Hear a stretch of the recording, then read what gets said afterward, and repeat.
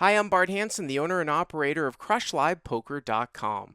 The following hand comes from our call-in show that we record at 4:45 p.m. Pacific Time every Monday. If you want to call in your hand, check out the phone number in the description. So, Exactly. are you got a hand for us? Are you in Arizona right I, now, I or? do, I do, I do. Yeah, yeah. Actually, it's not a big deal with actual hand. It's more of a hand math properly, making sure I was taking out the hand the right way. Okay. Um, Basically, it's a 3-5, $500 spread game. Okay. $500 max bet Yep. per street. You can raise 500. I cover the table. Most of the villains are in the $800 to $1,000 range. Okay. The main villain, I believe, has about 1,100. Okay. He's in the small blind, but I'm under the gun with pocket fours. Okay. I limp for $5. I'll occasionally raise this. I'll occasionally pitch it in a tough game, but I'm it's pretty passive. So I'm just going to limp this. It Yep. gets it gets raised to 20 by a guy in the middle position, and he's very very standard kind of nothing special. He's easy to read, and you can figure out where he's at. Okay. He raises, and we end up getting two callers in position. The small blind calls, and I call in the under the gun. Okay. So it looks like 4 or 5 ways, right? It's 5 ways, but $100 in the pot. Okay. Flop is Rainbow 764. Okay. I check, thinking this guy is maybe an overpair and might bet, and that the idea was that there's more players behind. I can trap more money in there. Mm-hmm. I'll occasionally leave this out. Obviously, it's pretty transparent. The draw comes in if it's checked through. Sure. So I just figured I check. It gets checked all the way to the button, who's the last one besides the small blind. This player's pretty splashy. Is not going to bet out without something, but also will play a lot of draws pretty aggressively. Mm-hmm. So they bet 25 on the button. 25. First of all, I just want to point something out here too. I actually played a long session of 5-5 at the bike.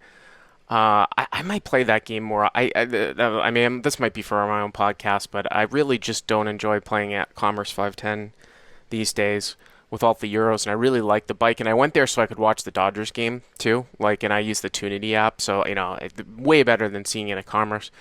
And it picked up like 3,200 in like 8 hours at 5-5. But one of the things that and I might just play that game more just for material for the site, because every time I go, I see stuff that can be applied, in 5-5 games for the site.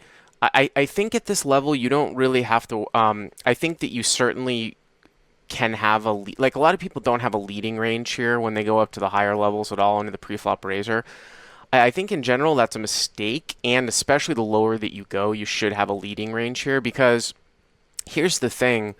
If you lead out, you're going to get a lot more hands that are marginal to call you than if you check raise. And the thing is that if somebody doesn't have an overpair, if the preflop raiser just has overcards, unless he's just a total idiot, he's not going to c-bet this board. Like with king, queen, and ace, king. So you get into a situation where there's 4 other people in the pot, you're first to act. So if the preflop raiser doesn't connect with this board and he checks, somebody else, they might bet their hand, but it might not be that strong. Somebody might bet ace-6, and you get into a situation where you see that you end up actually winning more money by leading out to get several streets from a field caller than checking to check raise. So it's a combination of the preflop raiser is not going to bet in this situation unless they have an overpair, and you want the field callers to call. You also don't necessarily, it's not the worst thing in the world that it gets checked through, but I still want to start building value, because now you get into this situation where the pot's $100, right? Gets checked to the button. He bets 25, and what are you going to do here? You could check raise. You obviously could call, but you start to see how there's a lot of value lost. And the problem with sometimes check calling here is people get lost as to what to do on the turn. Like they might check call, it might get folded around, and now on the turn they check, guy checks behind, and now all of a sudden we're looking at a $150 pot with a set with a 1/4 pot size bet that was made on the flop. We've got no value. So What kind of leading size do you like from the under the gun there if you lead out? What's that? For the players. I would I would probably size? lead for 65 or 70. I did that out of the small blind with King Jack yesterday when I flopped top 2 into 4 people. And you would think that oh, that's a board that the preflop raiser might bet. It might connect with them, so why not just check it over? I just thought this guy wasn't going to see bet, and he was so nitty. I thought that I could actually get the most amount of value by just leading out. But here, I like leading out here, and I'd probably bet 65 or 70. So this guy bets 25, and what do you decide to do here? It was actually 75. Oh, 75. Okay, 75. That's a little bit Yeah. different. Well, so if he Yeah, I think bets if he had 75 here, you've got bottom set. So before you go on, the small blind called before me. oh, small blind now. Button Okay. bet and the small blind called. Yeah. Okay. Now I think you probably want to check raise. I thought you were next to act. I thought I got checked to the button and then you were next to act. Because that would have been an The button interesting bet. situation. Now, when the small blind Yeah. calls, I probably would check raise. You don't have to make it large. Maybe you make it 175 or 200. So, I mean, I'm not going to be scared of getting overset all that much in these games if you're limping in with fours. You know what I mean? So I would probably make it 175 here. You know, you actually want pair plus straight draws to call. The draw is very transparent to you, right? Like if someone's got a 5, it's pretty obvious if a 3 or an 8 comes. So that's a really good situation for you to be in with a value hand when you know what they have. You know what I mean? Sure. Okay. All right. Well, I went a little bigger. I figured there was, after I call, there's going to be about $300 in the pot, 325 actually. Yeah. So I raised to 275, which might, That might on be the a bigger little side. bit big. Yeah, I would just tend to massage it a little bit because, like I said, a lot of these people aren't paying attention in these games, but raise sizes like that usually indicate strength from a lot of players, and people recognize that. So, if you make it 175, you might get a guy with pocket eights to call. But if you make it 275, they might just fold. So, yeah, I think it's a little bit large. Okay. All right. Well, so I make it 275. It folds back to the button who kind of hems and haws, and they're looking at the small blind who looks very interested in the hand, and they fold. Small Okay. blind now back raises to 775. So, wait a minute. Button folds, and now the small blind makes it 775? Yeah, that's the max bet with about 350 behind. Wow, 325. that's interesting. So this is an interesting math question because on the surface this feels like a fold to me. I would just have to look at the math here. So basically you treat that as an all-in. Yeah. So you make it 275. Let's say he calls it 275, 550. There was already 650 in the pot, and he has another, what did you say, 300 behind? 350 or so, 325, somewhere in there. So it looks to me like 650.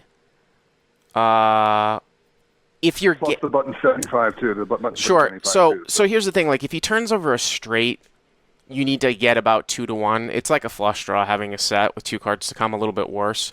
It looks like you're getting about 2-1. The problem is if you're oversetted. So in this particular spot, like I think that the times he's going to have a higher set sometimes, and he's going to have a straight, which you barely even have the right price. So I probably fold here, treating this as an all-in, unless I have some reason to call him like he's a maniac or something. What if I think it's dead on a straight? This guy wouldn't call with a set, but would just Well, it's all pot every odds. time. I mean, it's all pot odds. Like I said, if you're getting 2-1, and like I said, so I mean, there was 100, 175, 350, 550. I mean, what are the pot odds? It's hard for me to like. It's What? 725, 500 to call. So before it's so it's 1225, 500 to call, and then he's got 250 back. So it's like 1550. 800 to close call if we consider. Yeah, something like that. Yeah. Okay. So yeah, you need just over 2-1. Yeah, it's like 36% versus straight, something like that, right? Yeah, something like that. I mean, I look at it like 7 outs and then 10 outs. So it's somewhere around there. What did you do? What ended up happening? Well, that was my question. Do I just push if I'm going to go with it, or do I don't call and call off? No. That's Okay. whenever you're dealing with a race size like this, you just treat it as an all, and it actually becomes easier with the pot odds. Like I said, I would just look at this Yeah. and be like, oh, okay, he backed raise all in for 1100. You know what I mean? It's like I made it 275, and now he back raised all in for 1100. So the pot's like whatever 18-9 for me to call or whatever it is. So what ended up happening? Yeah, it was about 2-1. I pushed, he called, he had 8-5. Uh-huh. and I bricked out. But I was just trying to think about the right, make sure I had the math right in my head. 2-1's fine. Okay to Yeah. call off there if you don't think he has a set. If you know it's Yeah, but straight, obviously. I don't. But the thing is that like I don't. I think this becomes a rather easy fold. I'm easy fold with a set, but it's an easier fold because when he does have a higher set, you're basically drawing dead, and I don't think you can dismiss that. So even if it's close here, the fact that he can have sevens or sixes makes this an easy fold. Now, if you had pocket sixes, I always talk about middle set is usually one's my cutoff point where I go with it on straightening boards. Gotcha. You can't flop top. You can't fold top set, but with bottom set, when you think someone's got a straight or a higher set, it becomes Yeah. a lot hairier. But Drew, thanks for the call. I appreciate it. No, no problem. All Appreciate it, right. Bart. Hey guys, if you like what you've seen here, please click on the subscribe button and you'll get notified every time we put up a new video. And if you want to check out crushlivepoker.com for the first month free, use the code YTA100. Click on the link right there.